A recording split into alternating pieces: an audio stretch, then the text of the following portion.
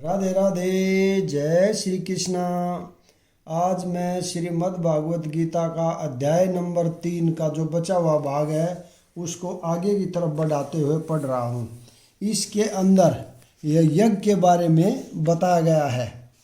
जीवन की विभिन्न आवश्यकताओं की पूर्ति करने वाले विभिन्न देवता यज्ञ संपन्न होने पर प्रसन्न होकर तुम्हारी सारी आवश्यकताओं की पूर्ति करेंगे, किंतु जो इन उपहारों को देवताओं को अर्पित किए बिना भोगता है वह निश्चित रूप से चोर है।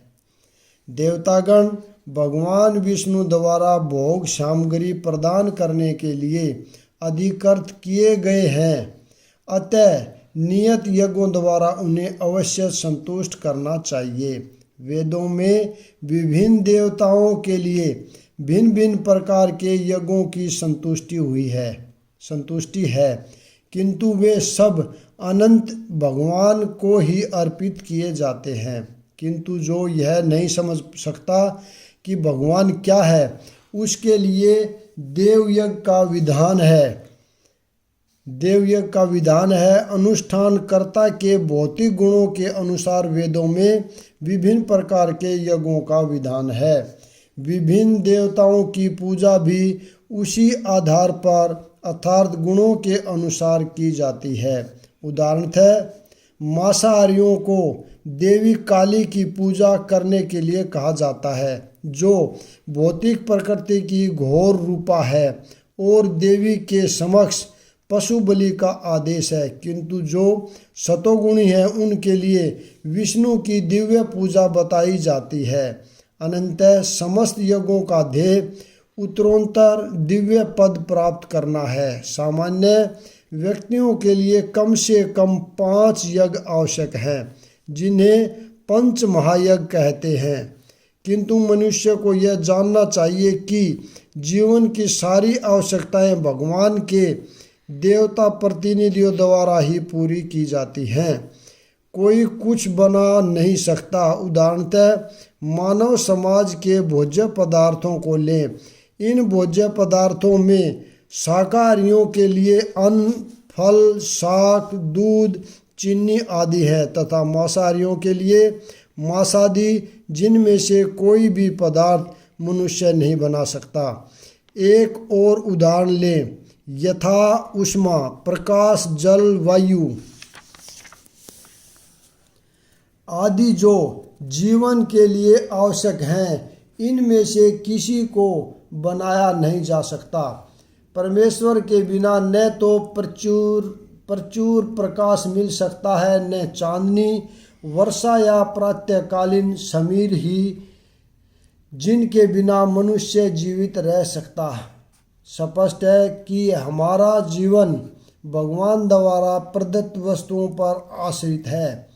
यहाँ तक कि हमें अपने उत्पादन उद्यमों के लिए अनेक कच्चे मालों की आवश्यकता होती है, यथा धातु, गंधक, पारद, मैग्नीज तथा अन्य अनेक आवश्यकताएं वस्तुएं, जिनकी पूर्ति भगवान के प्रतिनिधि इस उद्देश्य से करते हैं कि हम इनका समुचित उपयोग करके आत्म साक्षात्कार के लिए अपने आप को स्वस्थ एवं पुष्ट बनाए, जिससे जीवन का चरम लक्ष्य अर्थात भौतिक जीवन संग्रह से मुक्ति प्राप्त हो सके। यज्ञ संपन्न करने से मानव जीवन का यह लक्ष्य प्राप्त हो जाता है। यदि हम जीवन उद्देश्य को भूलकर भगवान के प्रतिनिधियों से अपनी इंद्रिय तृप्ति के लिए वस्तुएं लेते रहेंगे और इस संसार में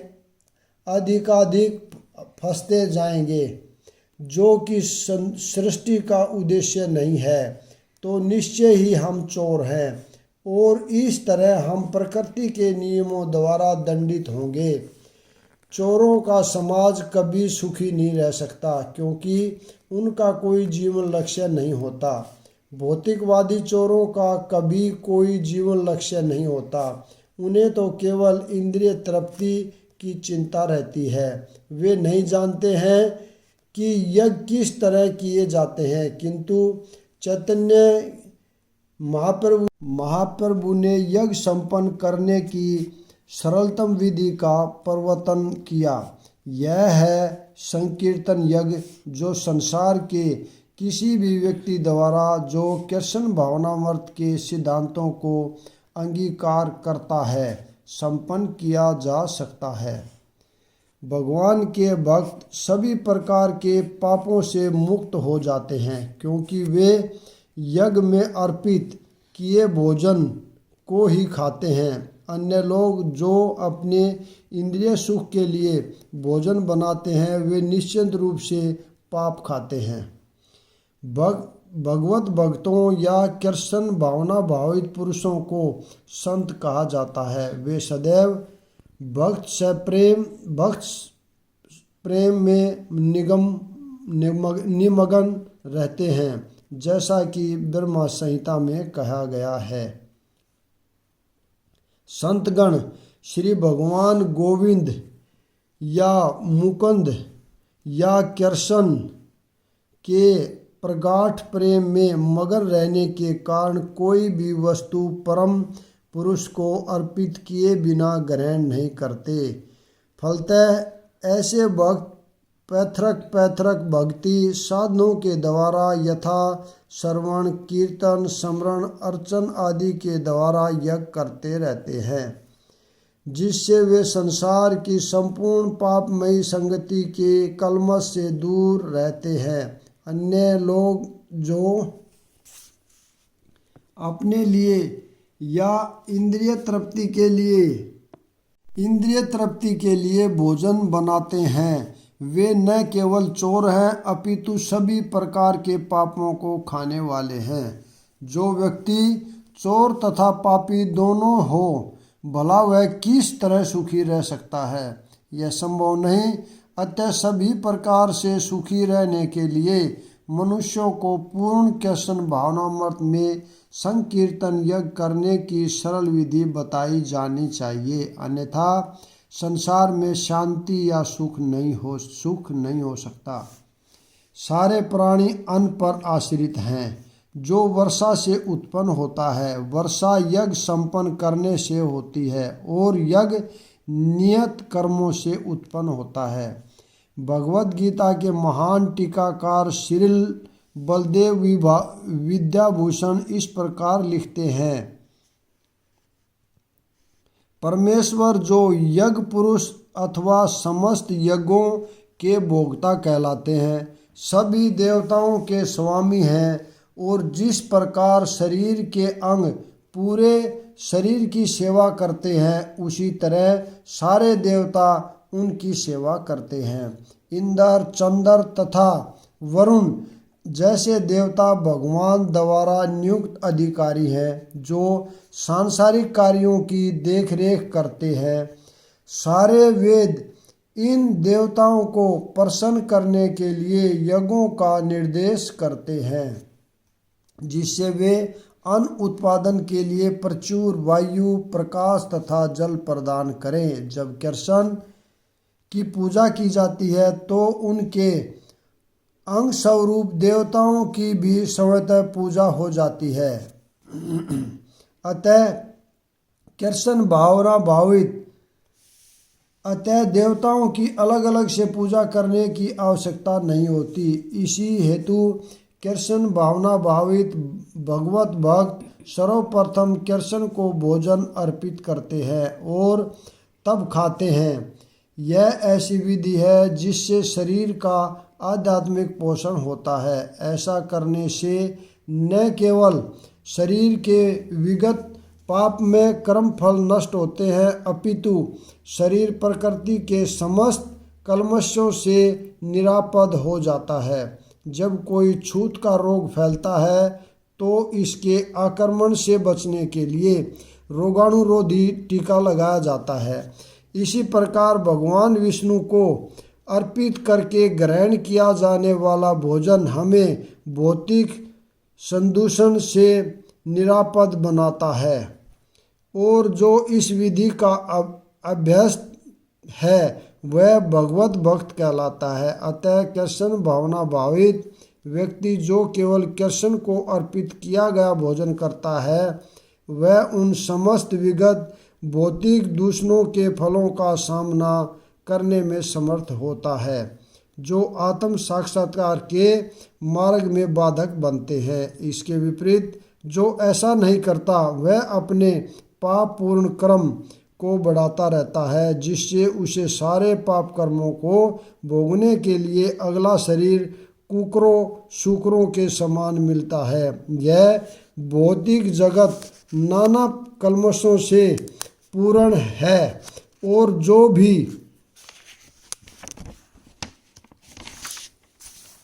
भगवान के प्रसाद को ग्रहण करके उनसे निरापद हो लेता है वह उनके आक्रमण से बच जाता है, किंतु जो ऐसा नहीं करता वह कल्मश का लक्ष्य बनता है।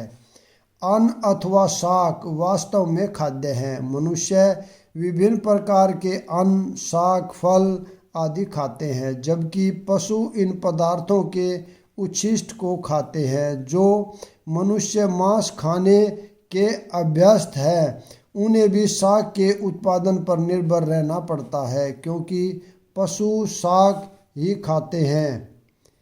अतएव हमें गोतवा खेतों के उत्पादन पर ही आश्रित रहना है, बड़ी बड़ी फैक्ट्रियों के उत्पादन पर नहीं। खेतों का यह उत्पादन आकाश से होने वाली प्रचुर वर्षा पर निर्भर करता है और ऐसी वर्षा इंद्र, सूर्य, चंद्र आदि देवताओं के द्वारा नियंत्रित होती है। ये देवता भगवान के दास हैं। भगवान को यज्ञों के द्वारा संतुष्ट रखा जा सकता है, अतः जो इन यज्ञों को संपन्न नहीं करता उसे अभाव का सामना करना होगा। यही प्रकृति का नियम है। अतः भोजन के अभाव से बचने के लिए यज्ञ और विशेष रूप से इस युग के लिए संकीर्तन यज्ञ संपन्न करना चाहिए। वेदों में नियमित कर्मों का विधान है और ये वेद साक्षात श्री भगवान परब्रह्मा से प्रकट किए हुए हैं। फलतः सर्वव्यापी ब्रह्मा यज्ञ कर्मों में सदा स्थित रहता है। इस श्लोक में यथार्थ कर्म अथवा कृष्ण को प्रसन्न करने के लिए कर्म की आवश्यकता को भली भांति विवेचित किया गया है।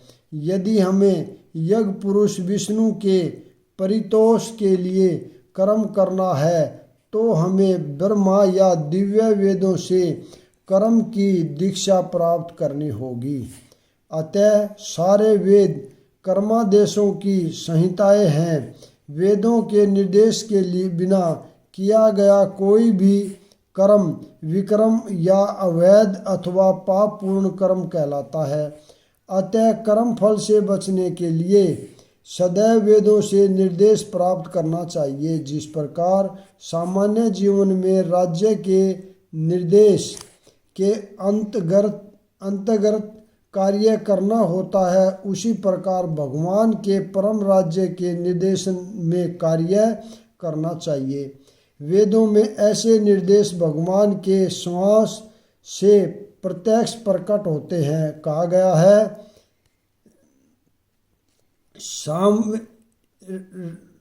चार वेद हैं, ऋग्वेद, यजुर्वेद, सामवेद तथा अर्थवेद। ये चार यज्ञ होते हैं, भगवान के श्वास से अद्भुत हैं।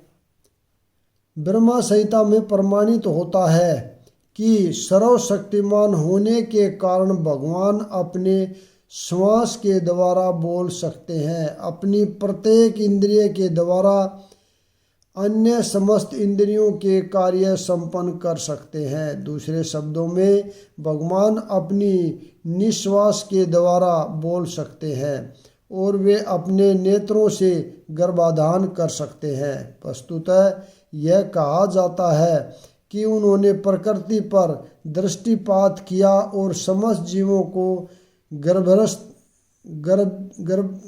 गर्भस्थ किया। इस तरह प्रकृति के गर्भ में बद्ध जीवों की प्रविष्टि करने के पश्चात उन्होंने उन्हें वैदिक ज्ञान के रूप में आदेश दिया, जिससे वे भगवत धाम वापस जा सकें। हमें यह सदैव स्मरण रखना चाहिए कि प्रकृति के सारे बद्धजीव भौतिक भोग के लिए इच्छुक रहते हैं, किंतु वैदिक आदेश इस प्रकार बनाए गए हैं कि मनुष्य अपनी विकृत इच्छाओं की पूर्ति कर सकता है और यथाकथित सुख भोग पूरा करके भगवान के पास लौट सकता है।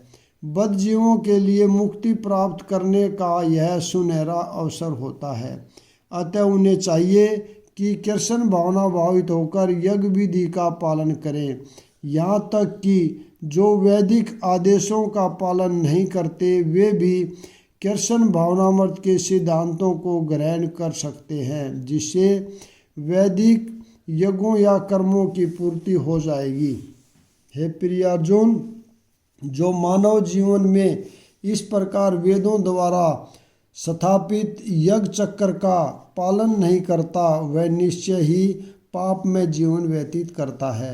ऐसा व्यक्ति केवल इंद्रियों की तुष्टि के लिए व्यर्थ ही जीवित रहता है।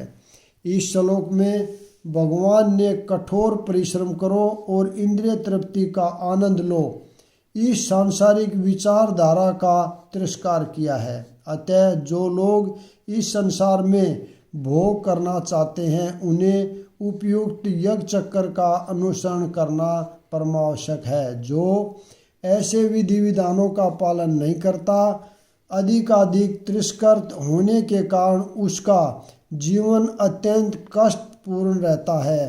प्रकृति के नियमानुसार यह मानव शरीर विशेष रूप से आत्म साक्षात्कार के लिए मिला है, जिसे कर्मयोग, ज्ञान योग या भक्ति योग में से किसी एक विधि से प्राप्त किया जा सकता है। इन योगियों के लिए यज्ञ संपन्न करने की कोई आवश्यकता नहीं रहती, क्योंकि ये पाप पुण्य से परे होते हैं। किंतु जो लोग इंद्रिय तृप्ति से जुटे हुए हैं उन्हें पूर्वोक्त यज्ञ चक्र के द्वारा शुद्धिकरण की आवश्यकता रहती है। कर्म के अनेक भेद होते हैं। जो लोग कृष्ण भावना भावित नहीं हैं वे निश्चय ही विषय परायण होते हैं, अतः उन्हें पुण्य कर्म करने की आवश्यकता होती है। यज्ञ पद्धति इस प्रकार सुनियोजित है कि विषयोन्मुख लोग विषयों के फल में फंसे बिना अपनी इच्छाओं की पूर्ति कर सकते हैं। संसार की संपन्नता हमारे प्रयासों पर नहीं अपितु परमेश्वर की पृष्ठभूमि योजना पर निर्भर है, जिसे देवता संपादित करते हैं। अतः वेदों में वर्णित देवताओं को लक्षित करके यज्ञ किए जाते हैं। अप्रत्यक्ष रूप में यह कृष्ण भावनामृत का ही अभ्यास रहता है, क्योंकि जब कोई इन यज्ञों में दक्षता प्राप्त कर लेता है तो यह अवश्य ही कृष्ण भावना भावित हो जाता है। किंतु यदि ऐसे यज्ञ करने से कोई कृष्ण भावना भावित नहीं हो जा पाता तो इसे कोरी आचार संहिता समझना चाहिए।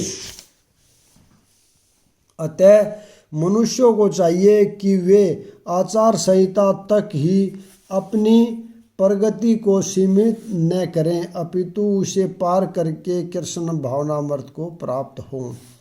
किंतु जो व्यक्ति आत्मा में ही आनंद लेता है तथा जिसका जीवन आत्म साक्षात्कार युक्त है और जो अपने में ही पूर्णता संतुष्ट रहता है उसके लिए कुछ करणीय नहीं होता। जो व्यक्ति पूर्णता कृष्ण भावना भावित है और अपने कृष्ण भावनामृत के कार्यों से पूर्णता संतुष्ट रहता है उसे कुछ भी नियत कर्म नहीं करना होता। कृष्ण भावना भावित होने के कारण उसके हृदय का सारा मैल तुरंत धुल जाता है, जो हजारों यज्ञों को संपन्न करने पर भी संभव हो पाता है। इस प्रकार चेतना के शुद्ध होने से मनुष्य परमेश्वर के साथ अपने संबंध के प्रति पूर्णता आश्वस्त हो जाता है। भगवत कृपा से उसका कार्य स्वयं प्रकाशित हो जाता है। अतएव वैदिक आदेशों के प्रति उसका कर्तव्य निशेष हो जाता है। ऐसा कृष्ण भावना भावित व्यक्ति कभी भी भौतिक कार्यों में रुचि नहीं लेता और न ही उसे सुरा सुंदरी अथवा अन्य प्रलोभनों से कोई आनंद मिलता है। स्वरूप सिद्ध व्यक्ति के लिए न तो अपने नियत कर्मों को करने की आवश्यकता रह जाती है, न ऐसा कर्म करने का कोई कारण ही रहता है। उसे किसी अन्य जीव पर निर्भर रहने की आवश्यकता भी नहीं रह जाती। स्वरूप सिद्ध व्यक्ति को कृष्ण भावना भावित कर्म के अतिरिक्त कुछ भी करना नहीं होता, किंतु यह कृष्ण भावनामर्थ निष्क्रियता भी नहीं है। जैसा कि अगले श्लोक में बताया जाएगा, कृष्ण भावना भावित व्यक्ति किसी की शरण ग्रहण नहीं करता, चाहे वह मनुष्य हो या देवता। कृष्ण भावनामर्थ में वह जो भी करता है वही उसके कर्तव्य संपन्न के लिए पर्याप्त है। अभी हम भाग नंबर 3 का जो बचा हुआ भाग है इसको कल पढ़ेंगे। राधे राधे, जय श्री कृष्ण।